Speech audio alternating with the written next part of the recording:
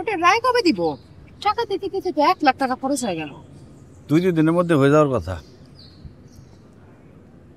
3 লাখ টাকার কম নিলে কিন্তু লস হইব। দেখা যাক। মামা ওই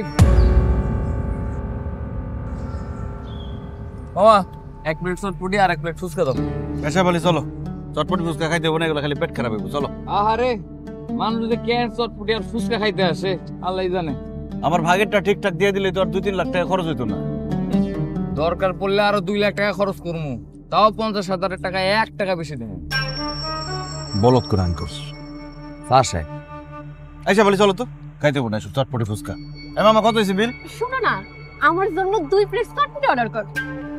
2 প্লেট খাইবো কুয়ারা, যে না চেহারা নাম রাখছে পেয়ারা। বলো আমার বাইসালি গো, বাইসালানি করতে করতে পুরো জীবনটা ধ্বংস করে ফেলছে। ফকিনি কোন হানকা? কার ফকিনি কস? তুই কি রাজধানী রে? আরে আমি রাজধানী না, নিজে খুব রাজধানী না। যেই না চেহারা নাম তার পেয়ারা। এই নিজের বংশ কি?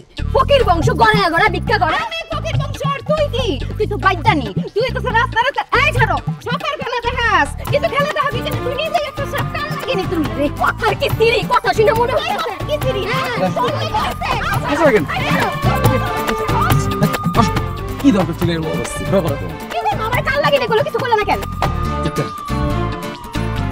আই মামা চটপটি একটু ঝাল করে বেশি দিন।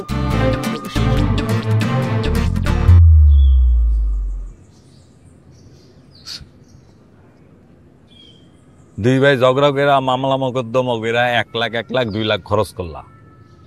এখন দোকান বেচা একজনে ভাগে পাইলা 80,000 করে টাকা। লাভটা কি হলো বুঝলাম না তো। আমি যাই। আরে কই যাইবা, এতদিন পরে তুমি হিসাব ফাইনাল হইল। এখন একটু মিষ্টি মুখ করাও, মিষ্টি খাই। দোকানে অনেক চিনি আছে, চিনি খান। সোহেল তুমি কি কও? আমি আর কি কম, আমি তো আর দোকানের মালিক নেই।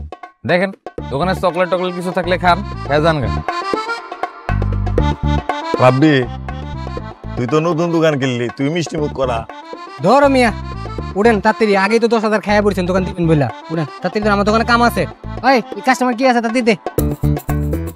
দেখছো ব্যবহার, ভাগ্য ভালো, আগে 10,000 লয়ে লইছিলাম।